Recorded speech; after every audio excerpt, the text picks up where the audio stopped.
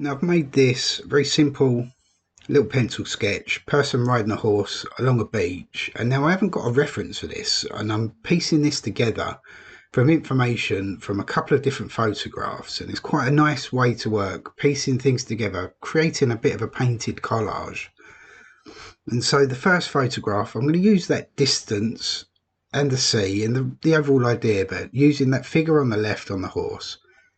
And then the sky, I'm going to take from this photo that I took from my back door a couple of days back, really, but an interesting shape in the sky. And so when working from photographs, you don't necessarily have to stick to everything that you got in that one photo. If you want more interesting sky, then find a different reference and you can use the sky from that. Or if there's an element in the photo that's not working for you, find something from a different information source and put it in there. There's no reason why you can't. After all, it's your painting, you can do whatever you want, and you want to try and create an interesting composition after all. So get your information from lots of different sources and piece them together to create the overall composition of the image that you want to create. So I've laid some water in to the sky area, and we're going to bring this sky all the way down to the horizon. So bringing in one big graded wash really. And so I've got some ultramarine, cobalt blue, and I've touched some cerulean in there as well. A little bit more cobalt blue. Now in the photograph of the beach, it's quite bright. It's clearly daytime, but I'm going for more of an evening feel in this one.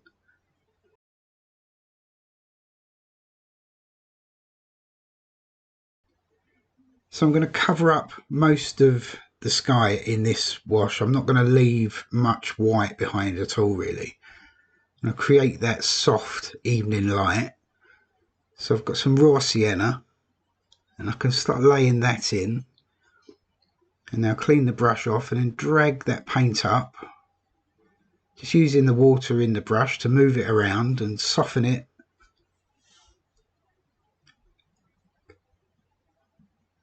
I can bring some of it down. I can move some of it up into that blue as well. So I'm mixing the paint together on the paper as well. Now I've got some light red. I'm going to lay some of that in. So same kind of thing, lay some paint in, drag it up into the paint that's already on the paper. Quite a lot of water in the brush. So creating that very soft graded wash and then bring it down to the horizon. Now I don't want to cover up any of the sea at this stage. I want to leave a little white line where that distance meets the water.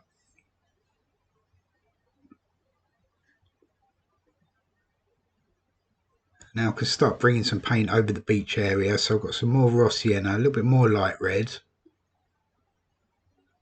Let's grab some of that blue, mix that in as well.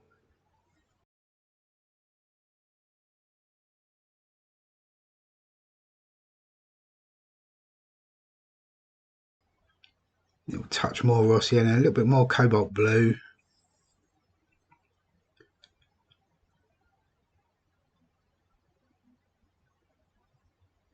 Now bring this first wash down. I want to make sure I don't go into the sea area too much. I need to leave a little area for the wave crashing, and also I want a little puddle just at the feet of the horse. I want to get some of that reflection, just a tiny little bit really, and create the impression that there's a little bit of water puddling on this beach.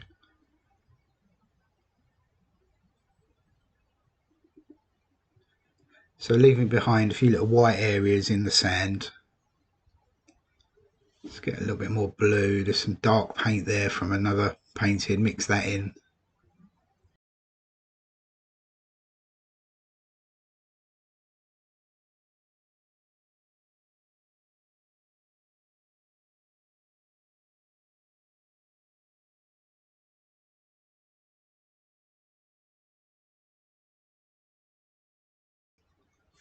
So bearing in mind that I want to leave a little white area where a wave's going to be slightly crashing over onto the beach. Let's touch some of that blue into that wet paint there as well. Join it all together.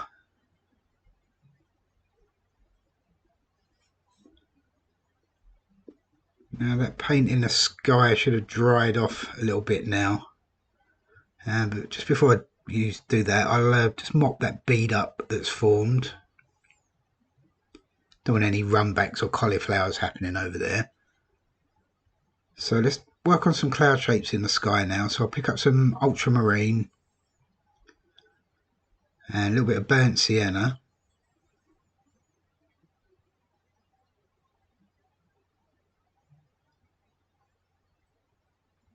So now I'm working from the reference photo that I took from just outside my back door, and there's some interesting shapes there in that sky, and so I can use that and put them into any painting that I choose really. It was an interesting thing that I saw, so I thought I'd take a photograph of it. And I don't have to copy it exactly, but just get an impression of those slightly unusual cloud shapes. And I'm always on the lookout for things like that when I'm out and about, if I'm going for a walk, or even sometimes when you go shopping and you're in the car park and you look up and you see something interesting in the sky, take a photo and then it's there for future reference if you need it.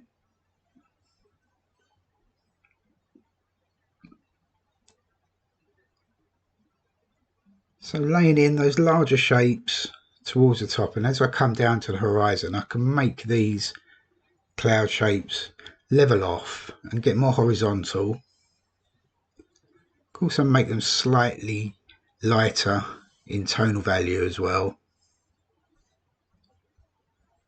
So having the larger, darker shapes towards the top, lighter, smaller shapes towards the horizon helps with the aerial perspective.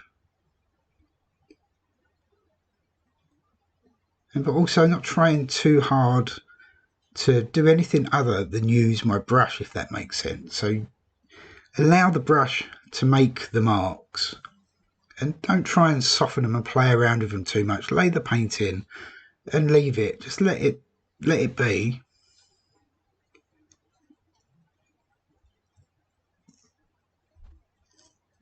So getting a little bit of interest in that sky.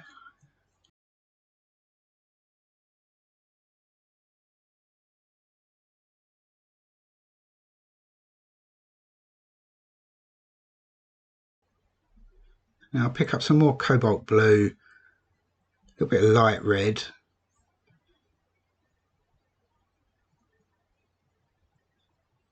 Before everything dries out too much, I want to get a little bit of colour in that little bit of distance there. And so cobalt blue and light red always makes a nice distance colour. So I'm looking at the other reference photo now to get a rough idea of that shape. Again, I don't need to copy it exactly. I can modify it and make it fit my own composition. So vary that mixture. I can make it a little bit paler as it goes over to the right hand side. Give the impression that it's going off into the distance and kind of disappearing as it goes off to the right. So again, modify that mixture, a little bit of light red in there.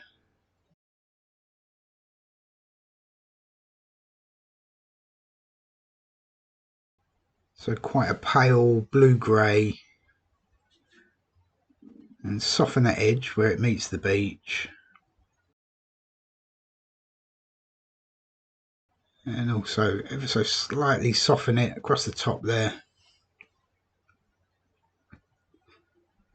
And now continue that shape all the way out to the right hand side.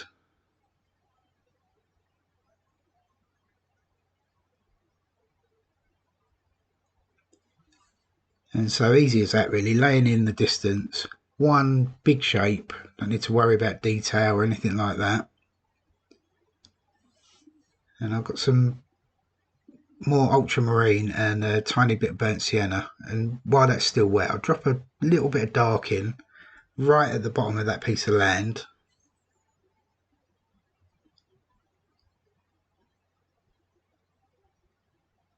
And most of that will disappear really.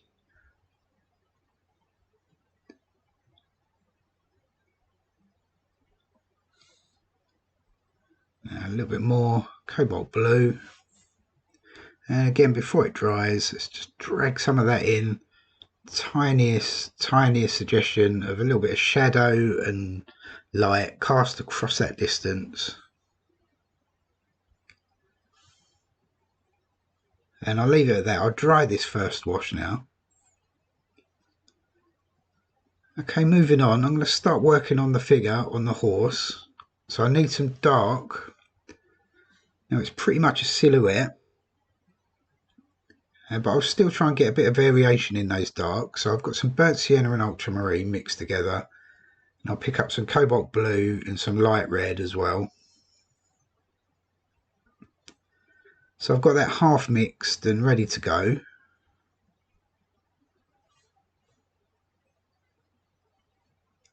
Now I need to be quite careful, especially when painting the horse, that the proportions are correct. It's very simple, or it's seemingly simple to paint something that you've already drawn in, but if you, especially with a horse, if you get the proportions slightly wrong, it can end up looking like a sheep or a cow or some other animal really. But yeah, get the proportions correct, and then really the figure on the top's not as important. So lay that in with some dark, touch some blue in there as well. So getting tiny little bits of variation in these darks.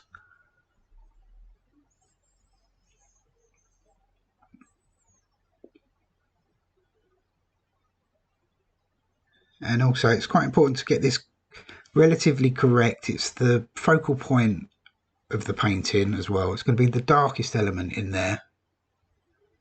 And so if I make any mistakes in this part of the painting especially, it's going to be glaringly obvious. So taking a little bit of care.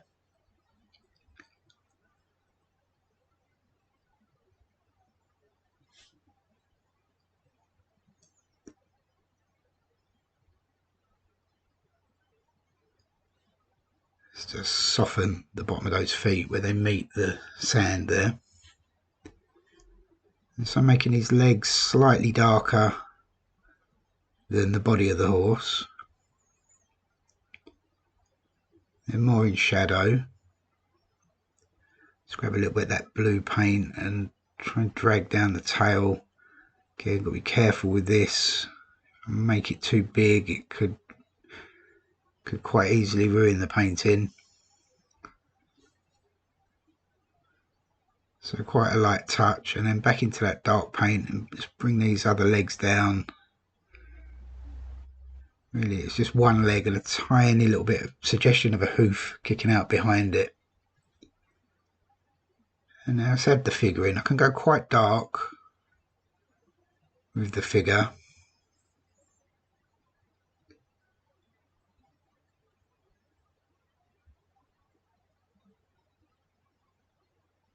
And being careful with edges, making the edges slightly broken as well. I don't want it to be too hard an edge there.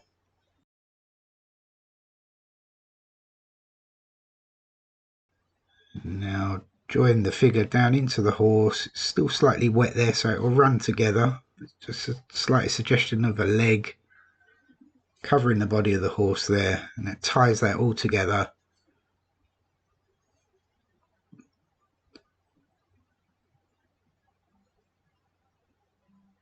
Let's just modify a couple of these edges. Tiniest suggestion of a little bit more dark and a little bit of shadow.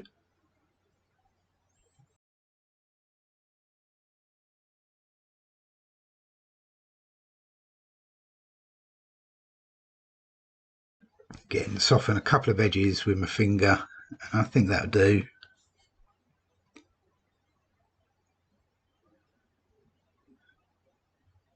And now a little bit of a reflection. So I left those little white areas behind, and I can use some of that I'm going to try and make it look like this area of the beach is quite wet, so simple little reflection.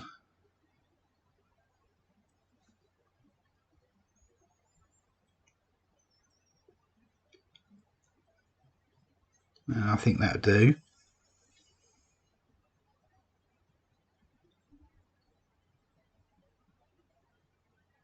Right, now I need to mix up a colour for the sea now, so I'm not really looking at the reference for that. It was very white and all very bright in the reference with the horses in it, so I'm going to have to make that up. So I want it to be, like I said, like an evening type scene, so I can go quite dark with the colour in the water.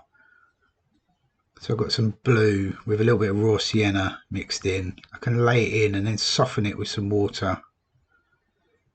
And now I want to leave that little bit of white where the land meets the sea. Don't need too much, but it's just that little edge. Hopefully give a tiny little bit of glow to the finished painting. Now with watercolour, it's always the little bits of white that you leave behind that add the light into your painting. So always make sure you leave some somewhere. A little bit more raw sienna into that mixture. I can start dragging that in while it's still wet. A bit more cobalt, a bit more ultramarine. Again, a little bit more raw sienna.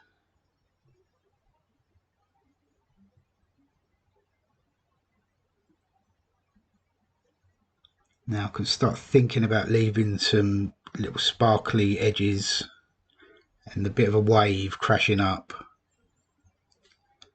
So I've got to be careful I don't get carried away and cover all of this up. Also got to be careful cutting around where I put the figure in the horse. It's still slightly wet and I don't want that to run. Be a good idea maybe if you're painting along, maybe dry the horse and the figure first.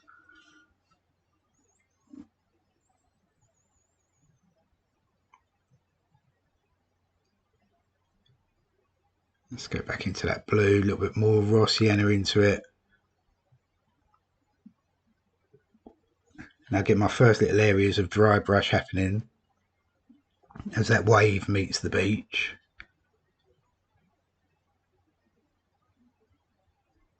Now every time I go back to the palette as well, change the colour in my brush ever so slightly. And now I've got that nice little bit of sparkle there, so that's very easy wave, painting a wave crashing across the beach. Tiniest little bit of dry brush and a little white area left behind is enough, I think, to suggest that. And when doing this kind of loose impressionistic painting, it's all about the impression, it's all about the suggestion. You want to suggest everything, you don't want to state anything too strongly.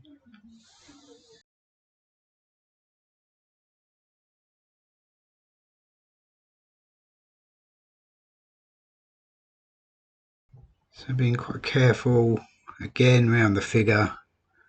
Now I can start getting some darker areas in this beach. Let's drag that around underneath the horse. And now getting these darks in really makes those lights start to pop out that little bit more as well, and hopefully make that reflection stand out a little bit more. Can get quite strong with the dark down in the foreground. That's quite nice there. I quite like the way just wrap those darks around that little puddle area at the base of the horse. Really made that area of reflection stand out. Now for me that's the most important part. I can cover up quite a lot of the other parts that I put in really. They're not as important. Let's get quite dark now down here in the foreground.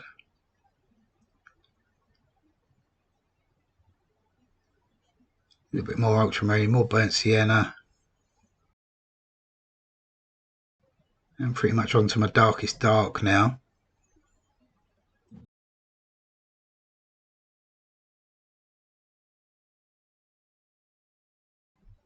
I don't want to overdo it with these dark areas. I don't want too much of it. Just a few little marks. A couple of little lead-ins, a couple of areas of dark around the figure. So I've got the lightest light of that wave crashing, and then the darkest dark of these little areas on the beach and the figure and the horse.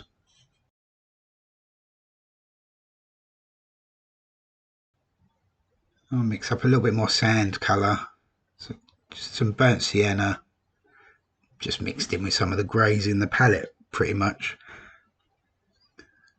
And so I think I needed to darken this area down in the foreground slightly.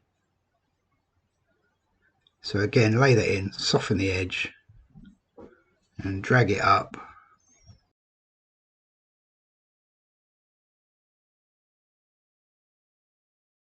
And a couple more little darks just where that land meets the water.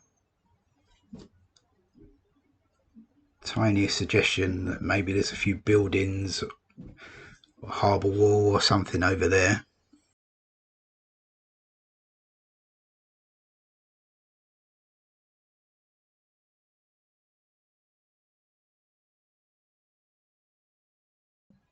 Now I'm getting to the stage where I'm looking and seeing, is there anything else that I need to do?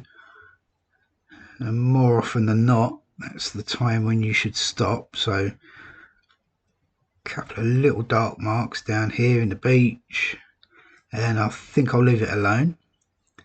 Okay, that's the finished painting, and I hope that gave you a little bit of an insight into how you can see things in a different way, and you don't necessarily have to have a photograph and then work from that rigidly. You can get elements from 2 or more.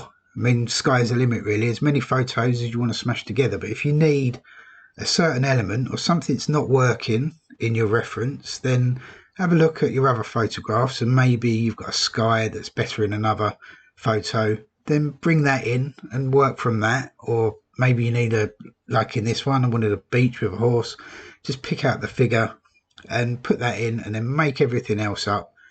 But use your imagination. That's really key, I think. Allow your imagination to run riot and then just have fun with it. That's, again, one of the most important things you can do. But anyway, hope you enjoyed this demo. I'll be back again next week, and check me out on Patreon and social media and all that other stuff if you want. Anyway, well, have a great week everyone, and I'll see you next time. Cheers.